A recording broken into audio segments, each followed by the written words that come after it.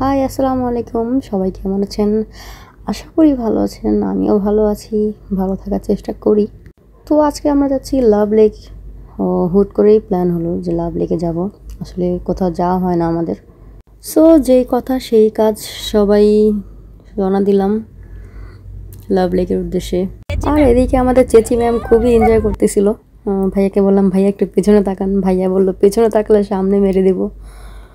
মাঝপথে নিতু ম্যামের মন চাইলো একটু চা খেতে। সো আমরা চলে এলাম নেক্সটোতে, টি ব্রেক।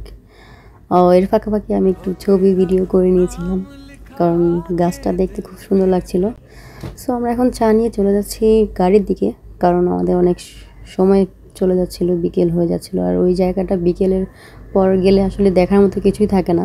চা নিয়ে আমরা গাড়িতে উঠে পড়লাম, কারণ আমাদের এমনিতে অনেক দেরি হয়ে গিয়েছিল। তো আমরা গাড়িতে বসেই গান শুনছিলাম আর চা খাচ্ছিলাম, ভালোই লাগছিল। অন্যদিকে সুযোগ বুঝে ভাইয়াও চায়ে চুমুক দিয়েই ফেললো। সো কথা না বলে চলুন দেখে ফেলি আসলে দুবাই শহরটা কেমন, যা দেখার জন্য দেশ বিদেশ থেকে মানুষ ছুটে আসে এই দুবাইয়ে। অন্যদিকে আমাদের চেচি কিন্তু মিরর দিয়ে আমাকে হাই দিচ্ছে। तू जितना भोला दिखता है ना उतना है नहीं। বাইরের কান্ট্রিগুলোতে একটা জিনিস আমার খুবই ভালো লাগে, কারণ এখানে কোনো ওভারটেক হয় না। রুলসের এদিক ওদিক গেলেই ফাইন, সেই ভয়ে আসলে কেউ রুলস ভঙ্গও করে না, সবাই রুলস মেনেই চলে। আর একটা জিনিস খেয়াল করলেই দেখতে পাবেন যে এখানকার রাস্তাগুলো কিন্তু খুব নিট অ্যান্ড ক্লিন থাকে, কারণ ওই যে রুলস।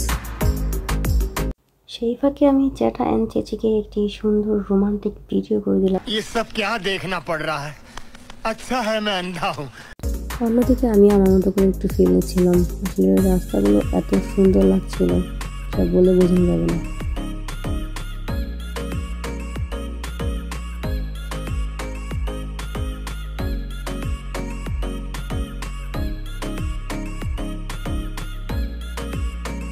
তো আমরা কিন্তু অলরেডি লাভ লেকের রাস্তার মধ্যে ঢুকে পড়ছি।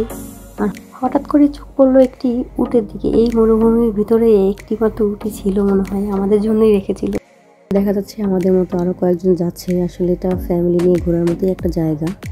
ফাইনালি আমরা চলে আসলাম লাভ লেকে। গাড়ি পার্কিং করে আমরা যাচ্ছি আসলে ভিতরের দিকে।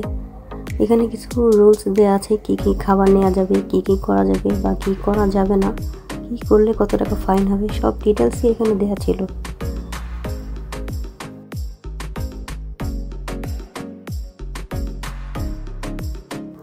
এটা হচ্ছে সামনের ভিউ, মানে ঢুকতে আপনারা এই ভিউটা দেখতে পাবেন। এই জায়গাটাতেই কিন্তু রাতের বেলা সবাই পার্টি করে, কারণ এটা হচ্ছে পার্টি স্পট। অন্য কোথাও কিন্তু আপনি বারবিকিউ বা পার্টি করতে পারবেন না। তো ঢুকে আমরা দেখতে পাচ্ছি এখানে যে লেক আছে, লেকের মধ্যে অনেকগুলো মাছ আসলে ছেড়ে রেখেছে। এগুলোর সাথে তারা চাষ করে। এই মাছগুলো আমরা কিন্তু ধরতে পারবো না, জাস্ট দেখার জন্য। ধরলে কিন্তু ফাইন হয়ে যেতে পারে।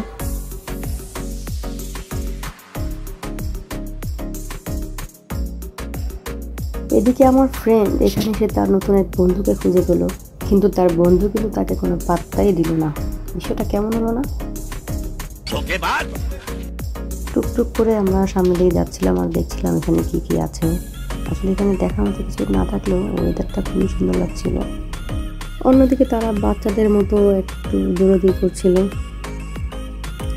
তো এত সুন্দর জায়গায় ছবি বা ভিডিও না করলে আসলে আপনার মেমোরিজ বলে কিছু থাকবে না, তাই আমিও সুযোগ বুঝে ভিডিও করে দিলাম। আরেকটা কথা বলে রাখি, সেটা হচ্ছে যেহেতু অনেক বড় লেক, অনেক হাঁটাহাঁটি করতে হবে আর পার্কিং অবশ্যই অনেক দূরে। সো আপনার সাথে অবশ্যই খাবার জিনিস বা পানি রাখবেন। যেহেতু এটা লাভ লেক, লাভের অংশ তো থাকতেই হবে। এখানে কিন্তু আসলে দেখার মতো লেক ছাড়া আর কিছুই পাবেন না আপনার। বাট শুরুতে আমি যে জায়গাটা দেখিয়েছিলাম সামনের, সেখানেই সবাই বারবিকিউ পার্টি করে। তো আমরা খাওয়া দাওয়া শেষ করে আসলে চলে যাচ্ছি, কারণ আমাদের বারবিকিউ করার কোনো প্রিপারেশন ছিল না। নেক্সট টাইম আসলে অবশ্যই বারবিকিউ একটা ভিডিও দেব। যেতে যেতে আমরা দেখতে পেলাম পথের মধ্যে একটি হরিণ। এখানে কিন্তু অনেক ধরনের জীবজন্তু আসলে ওপেনলি ছেড়ে দেওয়া থাকে, কারণ এখানে কোনো শিকারি ঘোরাঘুরি করে না। দেখে খুব ভালোই লাগছিল, সামনে থেকে ধরতে পারলে আরও ভালো লাগতো। তো এই ছিল আমাদের আজকের ভিডিও। নেক্সট ভিডিও নিয়ে আবার দেখা হবে। ভালো থাকবেন। আল্লাহ হাফেজ। আসসালামু আলাইকুম।